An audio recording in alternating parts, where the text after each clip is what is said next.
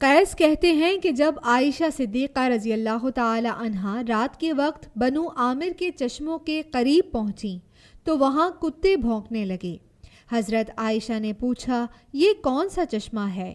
لوگوں نے بتایا مقام حواب کا چشمہ۔ اس کا نام سنتے ہی انہوں نے فرمایا میرا خیال ہے کہ اب میں یہیں سے واپس جاؤں گی۔ ان کے کسی ہمراہی نے کہا کہ آپ چلتی رہیں، مسلمان آپ کو دیکھیں گے تو ہو سکتا ہے کہ اللہ ان کے درمیان صلح کروا دے۔ انہوں نے فرمایا کہ ایک مرتبہ نبی صلی اللہ